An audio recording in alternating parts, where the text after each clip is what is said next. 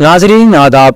मौर्रिखा 12 अक्टूबर 2024 मुताबिक 8 रबीउल उस्सानी 1446 हिजरी के Avadhnama vice addition में आपका खैर मकदम है। पेश खिदमत है अवधनामा में शाये खास खबरों की तलखीस। हिंदुस्तान ने जनूबी लबनान में तैनात अक़वाम मुत्तहिदा के अमन फौजियों की सिक्योरिटी पर तशवीश का इज़हार किया है। खासतौर पर 600 हिंदुस्तानी फौजी लबनान में अक़वाम मुत्तहिदा के अमन मिशन का हिस्सा है और इसराइल लबनान सरहद पर 120 किलोमीटर तवील ब्लू लाइन के साथ तैनात है। वज़ारत खारिजा ने कहा कि हमें ब्लू लाइन पर सिक्योरिटी की बिगड़ती हुई सूरत हाल पर तशवीश है। हम सूरत हाल पर गहरी नजर रखे हुए हैं। सबको अक़वाम मुत्तहिदा के कैंपस में होने वाले तशद्दुद का एहतराम करना चाहिए और मुनासिब इक़दामात करने चाहिए। वज़ारत खारिजा ने अपने बयान में कहा कि अक़वाम मुत्तहिदा के अहाते के तक़द्दुस का सबको एहतराम करना चाहिए और अक़वाम मुत्तहिदा के अमन दस्तों की हिफाजत और उनके काम की जगह के तक़द्दुस को यकीनी बनाने के लिए मुनासिब इक़दामात किए जाए। एयर इंडिया का तैयारा तमिलनाडु में बहिफाजत उतर गया है। बता दें कि 141 मुसाफिरों को लेकर त्रिची से शारजा जाने वाला एयर इंडिया एक्सप्रेस तैयारा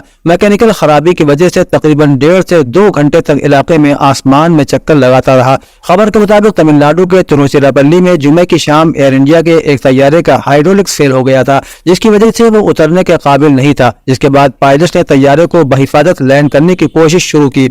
मालूमात के मुताबिक फ्लाइट रात 8:15 बजे एयरपोर्ट पर उतरी। तैयारे में खराबी के बाद बेली लैंडिंग की बातें हो रही थी। बता दें कि बेली लैंडिंग एक हंगामी लैंडिंग का तरीक़ाकार है जिसमें एक हवाई जहाज अपने लैंडिंग गियर को मुकम्मल या जुज़वी तौर पर खोले बगैर लैंड करता है। हंगामी सूरत हाल में तैयारे का लैंडिंग गियर मुकम्मल तौर पर काम नहीं करता या उसे खोला नहीं जा सकता। वज़ीर दिफा राजनाथ सिंह ने फौज से कहा है कि वो मौजूदा और माजी के आलमी वाक़यात से सबक सीखे और तमाम पहलुओं को जहन में रखते हुए मुस्तक़बिल की हिकमत अमली बनाए और मुख्तलिफ किस्म के हंगामी हालात से निमटने के लिए हमेशा तैयार रहे। सिक्किम के गंगटोक में आला फौजी कमांडरों की एक कॉन्फ्रेंस से खिताब करते हुए मिस्टर सिंह ने कहा कि शुमाली सरहद पर हालात के पुरअमन हल के लिए हर सतह पर बातचीत जारी रहेगी। वज़ीर दिफा ने खराब मौसम के पेश नज़र आर्मी कमांडो से खिताब किया और कहा कि मुस्तक़बिल में जंग की मुख्तलिफ शक्लें होगी और ये दुनिया के मुख्तलिफ हिस्सों में जारी फौजी तनाज़ात से भी जाहिर हो रहा है। हमारे लिए ये जरूरी है कि हम चौकस रहें, बाकायदगी से जदीद बने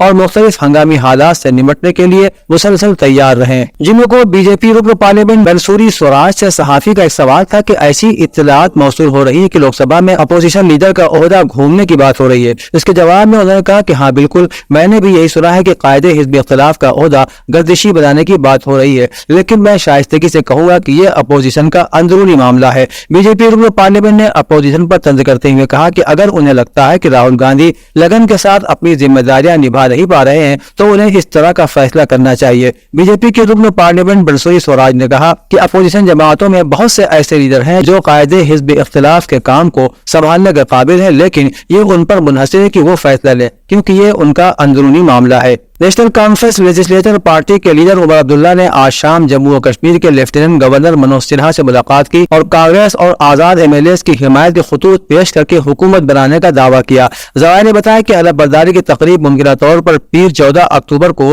होगी। NC और कांग्रेस इत्तेहाद, जिसकी हिमायत 5 आजाद और एक आम आदमी पार्टी MLA की है, के पास जम्मू और कश्मीर यूनियन टेरिटरी असेंबली में 54 MLA होंगे, जबकि अपोजिशन बीजेपी के पास 29 MLA होंगे।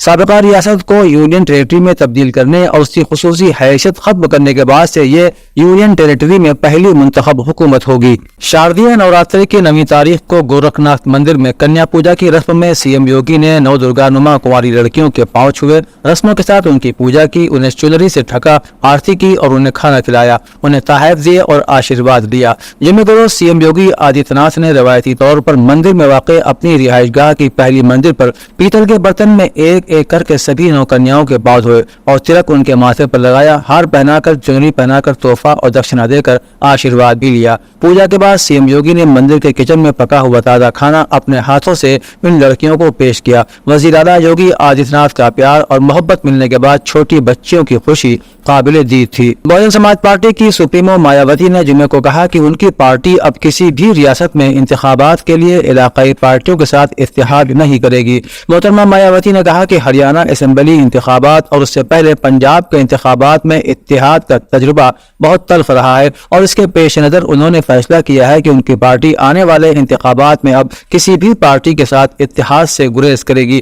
انہوں نے ٹویٹر پر پوسٹ کیا کہ یو پی سمیت دیگر ریاستوں کے انتخابات میں بی ایس پی کے ووٹ اتحادی پارٹی کو منتقل کر دیے گئے، لیکن ان کے ووٹوں کو بی ایس پی کو منتقل کرنے کی صلاحیت نہ ہونے کی وجہ سے پارٹی کیڈر متوقع انتخابی نتائج نہ ملنے سے مایوس اور پریشان تھا، لہٰذا اس سے ہونے والے نقصان سے بچنا ضروری ہے۔ مشہور ناقد اور دانشور پروفیسر شارف بدولوی کی مجلس برسی 13 اکتوبر اتوار کے روز روزہ زینبیہ راجہ جی پورم میں منعقد ہوگی۔ اطلاع کے مطابق اس مجلس کو بنارس کے مولانا سید شمیم الحسن خطاب کریں گے۔ مجلس سے پہلے خورشید حیدر، جلال اکبر آبادی، اسد نصیر آبادی اور عرفان فتح پوری منظوم کلام پیش کریں گے اور قاری ندیم نجفی کلام پاک کی تلاوت کے فرائض انجام دیں گے۔ یہ اطلاع پروفیسر شارف بدولوی کے بھانجے عاصم رضا نے فراہم کی ہے۔ بتا دیں کہ پروفیسر شارف بدولوی کا انتقال تقریباً ایک ہفتے کی عدالت کے بعد گزشتہ 18 اکتوبر 2023 میں ہو گیا تھا۔ Iraq university, Iraq college of nursing نے اسپتال کے infection prevention and control department کے تعاون سے انفیکشن کی روک تھام اور کنٹرول پر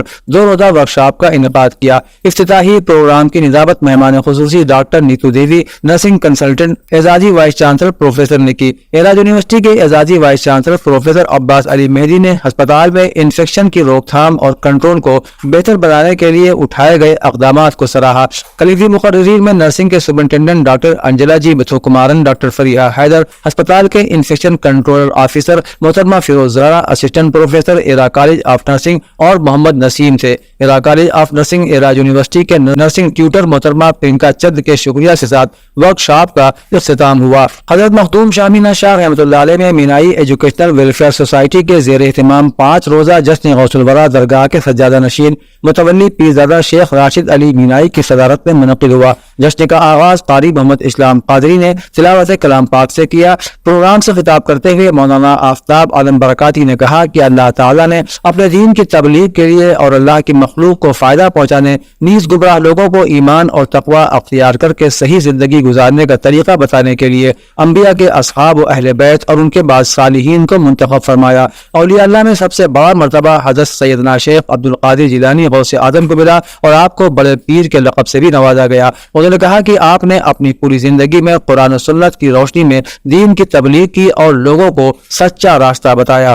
عہدنامہ کے جہاں نما صفحے کے مطابق جوہری ہتھیاروں کے مخالف جاپانی تنظیم نیون ہیڈ اینکیو کو اس سال کے نوبل امن انعام سے نوازا گیا ہے۔ یہ تنظیم جاپان میں ہیروشیما اور ناگاساکی پر کیے گئے ایٹم بم حملوں سے بچ جانے والے جاپانی شہریوں کی عوامی سطح کی ایک تحریک ہے۔ ان جوہری دھماکوں میں زندہ بچ جانے والے جاپانی شہری اب عمر رسیدہ ہو چکے ہیں، لیکن وہ پھر بھی جوہری ہتھیاروں پر پابندی لگوانے کی مہم جاری رکھے ہوئے ہیں۔ یہ افراد نئی نسل کو بھی اپنی مہم کو جاری رکھنے کی ترغیب دیتے ہیں۔ جاپانی گروپ کو نوبل امن انعام دینے کے لیے فریڈزن نے کہا کہ گروپ کو جوہری ہتھیاروں سے پاک دنیا کے حصول کی کوششوں اور آئینی شاہدین کی گواہی کے ذریعے یہ ظاہر کرنے پر دیا گیا ہے کہ جوہری ہتھیاروں کو آئندہ کبھی بھی دوبارہ استعمال نہیں کیا جانا چاہیے۔ ایرانی وزیر خارجہ عباس عراقچی نے ایک بار پھر باور کرایا ہے کہ ان کا ملک اسرائیل کی جانب سے کسی بھی کارروائی کا زیادہ بھرپور انداز سے جواب دے گا۔ اطالوی چینل کے ساتھ گفتگو میں عراقچی نے زور دے کر کہا کہ ان کا ملک جنگ سے خوفزدہ نہیں ہے، مگر وہ جنگ چاہتا بھی نہیں ہے۔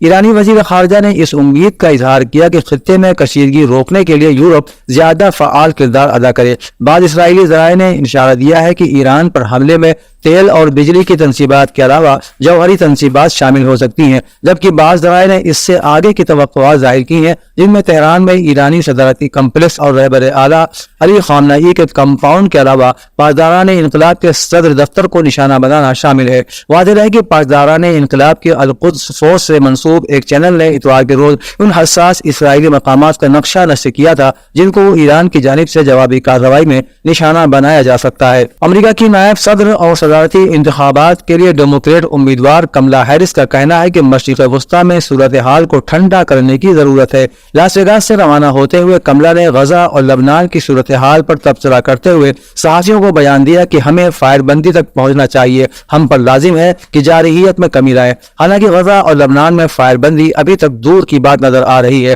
خطے میں اس وقت اسرائیل کی جانب سے ایران کے میزائل حملے پر ممکنہ جوابی کارروائی کا انتظار کیا جا رہا ہے۔ ایران نے یہ حملہ لبنان میں اسرائیلی جارحیت کے رد عمل کے طور پر گزشتہ ہفتے کیا تھا۔ واشنگٹن نے اس حملے کو غیر مؤثر قرار دیا۔ امریکی صدر جو بائیڈن رواں سال 31 مئی کو غزہ کی پٹی کے لیے 3 مراحل پر مشتمل فائر بندی کا منصوبہ پیش کر چکے ہیں، لیکن یہ معاملہ ابھی تک اٹکا ہوا ہے۔ امریکہ نے اسرائیل کو یہ واضح پیغام پہنچا دیا ہے کہ ایران کی جوہری اور تیل کی تنصیبات کو حملے کا نشانہ نہ بنایا جائے۔ یہ بات اسرائیلی ٹی وی چینل 13 نے بتائی۔ چینل کے مطابق اندازہ کیا جا رہا ہے کہ اسرائیل کی جوابی کارروائی ہفتے کے روز یہودیوں کے مقدس ترین مذہبی دن یوم کپور کے گزرنے کے بعد کی جائے گی۔ اسرائیلی وزیر اعظم بنیامین نتن یاہو نے گزشتہ روز کے دوران میں امن و سلامتی کے حوالے سے بھرپور مشاورتیں انجام دی، جن میں سیکورٹی اداروں کی قیادت بھی شریک رہی۔ 3 امریکی اور اسرائیلی ذمہ داران کے مطابق فریقین ایران کے خلاف جوابی کارروائی کے دائرے پر مفاہمت کے قریب پہنچ چکے ہیں۔